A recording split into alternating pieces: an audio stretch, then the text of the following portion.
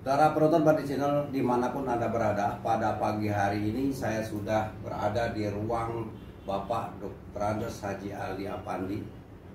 Beliau adalah Kepala BPBD Kabupaten Lahat. Kita akan mempertanyakan kepada beliau sekitar Lahat saat ini zona merah. Pak Ali, ada sebagian masyarakat mengatakan bahwa BPBD atau gugus tugas begitu ya, lebih tepatnya gugus tugas mengatakan bahwa gugus tugas COVID-19 Kabupaten gagal mengendalikan pandemi COVID-19 di kabupaten. Bagaimana yang sesungguhnya, Pak?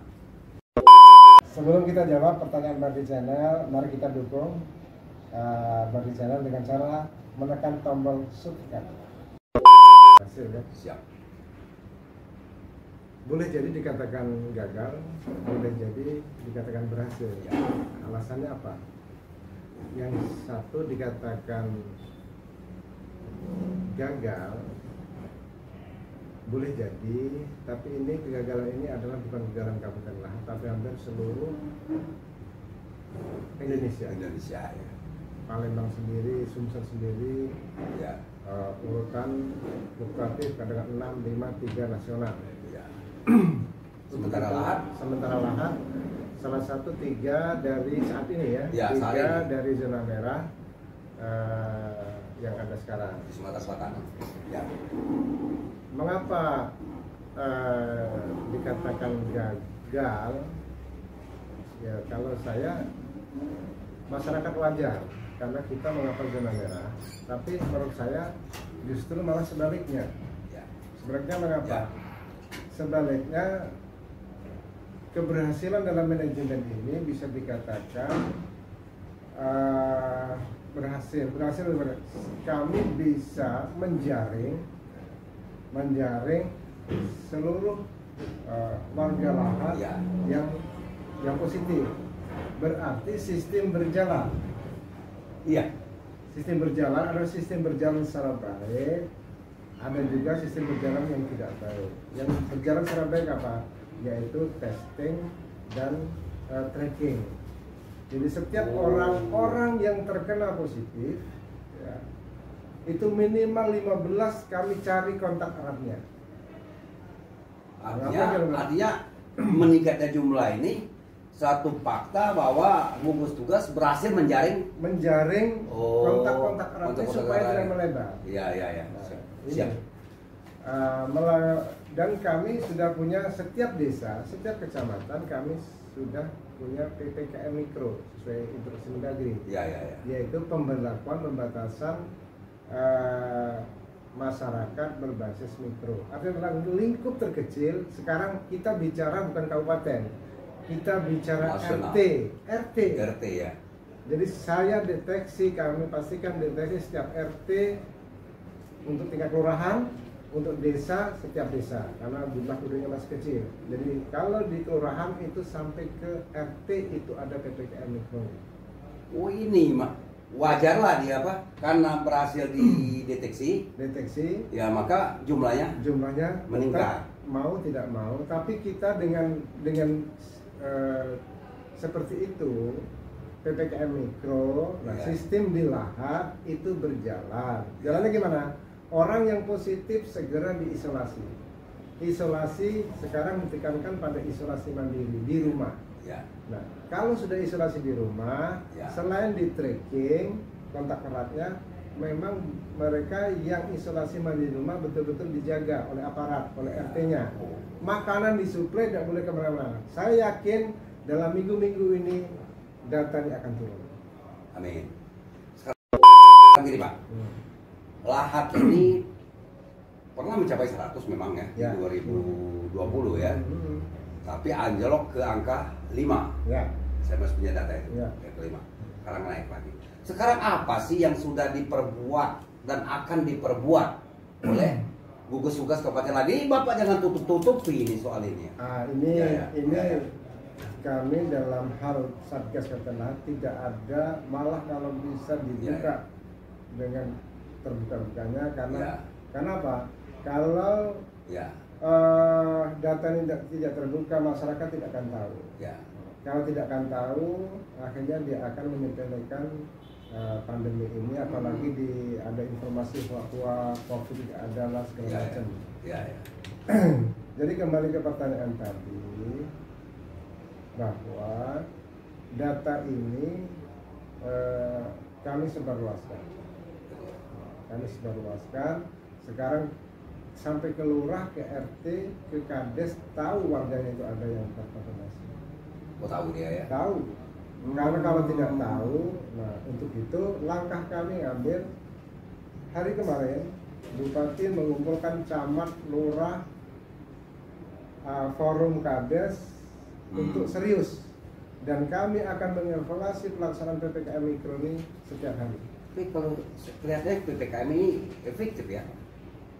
PPKM salah satu jurus yang diinstruksikan oleh Kemendagri untuk dilakukan ke daerah, dan jurus untuk atau ujung tombak untuk penanganan masalah COVID ini. Kenapa? Di situ mereka diisolasi, diedukasi Pak RT-nya, ada Babinsa dari TNI, ada Babin Kantipmas dari Polres, ada kami mensuplai makanan. Jadi betul-betul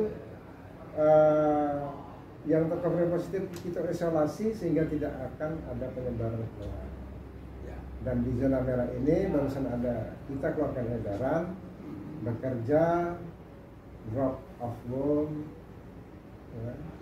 75%, yang di kantor hanya 25%. Dalam rangka mengantisipasi ini, saya yakin ini sudah puncaknya. Saya akan melandai dalam minggu ini. Jadi kantor yang karyawannya sepi ini bukan karena mereka tidak mau hadir gitu, memang ada aturannya di situ. Memang sejak tanggal 6 Juli sampai tanggal 20 itu ada edaran Bupati, sektor pemerintahan, perkantoran yang bukan non esensial itu work of home. Bukan karena karyawan banyak yang terkena COVID, bukan sepinya itu ya? Bukan.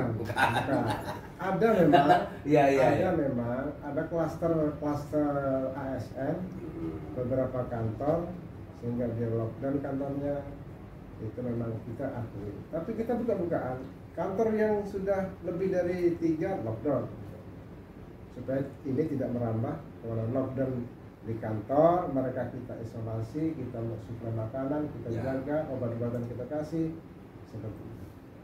Pengendalian tempat-tempat yang berpotensi terjadi penyebaran bagaimana? Juga ada edaran ya, seperti kafe, ya, kemudian hiburan malam ditutup. Untuk di wilayah Kabupaten Lahat. Kabupaten Lahat seluruhnya. Untuk tempat makan hanya diperbolehkan 25% dari kapasitas ruangan, dan dia sampai jam 08 malam atau jam 20 malam. Kecuali yang diperbolehkan adalah rumah makan yang dia bisa take away. Take away artinya tidak makan di tempat. Beli, bungkus, bawa pulang. Oh iya. Itu boleh 24 jam. Tapi rumah makan yang dia menyiapkan tempat itu hanya 25%. Terakhir, bagaimana keyakinan Bapak dengan strategi yang diterapkan oleh gugus tugas saat ini? Bagaimana kira-kira capaiannya? Kira 2-3 bulan ke depan.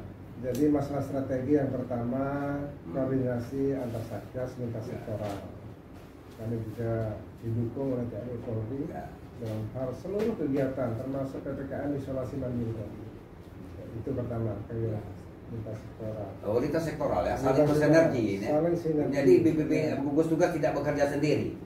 Saya atau kami sebagai satgas, apalagi sebagai sekretaris, bertugas memobilisasi seluruh kesatuan, seluruh unsur dan seluruh satgas untuk maksimal dalam bekerja melayani COVID ini. Tapi lagi-lagi untuk apa satgas kompak, untuk apa satgas mati-matian, untuk apa satgas begitu kompak tetapi masyarakatnya tidak ada, harus ada partisipasi publik ya. Ya, kalau mau cepat. Mau cepat. Ya. Jadi kesadaran masyarakat adalah sangat menentukan. Himbauan kita buat kalau tidak tidak dilaksanakan apa gunanya. Jadi kembali lagi ini kultur masyarakat kita bahwa mereka saya anggap kurang peduli. Makanya sekarang ada jalan, kami tetapkan jalan protokol kesehatan. Maya Roslan, Bandar Jaya itu selalu ada razia 24 jam untuk menyadarkan masyarakat. Terakhir, paling akhir, ya. Silakan Bapak menyampaikan himbauan. Himbauan bahwa COVID ini ada, COVID di Lahat sedang memuncak, dan untuk itu kami mohon partisipasi kepada masyarakat. Ayo kita perangi bersama, jaga diri, jaga keluarga, dengan tetap keluar dari rumah pakai prokes, pakai masker, sering cuci tangan, hindari kerumunan. Kuncinya hanya itu. Tiga itu. Kalau itu kita sepakati bersama di mana-mana, insya Allah ini akan segera selesai. Terima kasih Pak. Ya. Jadi demikian saudara wawancara eksklusif kami pada pagi hari dengan Bapak Dr. Haji Ali Apandi, Kepala BPPD dan sekaligus juga gugus tugas Covid-19 Kabupaten Lahat. Semoga dengan partisipasi penuh dari semua pihak, dari seluruh masyarakat, Covid-19 di Kabupaten Lahat akan segera berakhir. Satu lagi. Ya, silakan. TNI dan mengawal pelaksanaan proses vaksinasi dalam rangka memutus mata rantai Covid-19 Kabupaten Lahat. Yang berbondong-bondong memenuhi gedung GOR Lahat untuk mengikuti vaksin. Sangat antusias untuk mengikuti vaksin. Doa menolak COVID. Rabbana atina fid dunya hasanah wa fil akhirati hasanah wa qina adzabannar.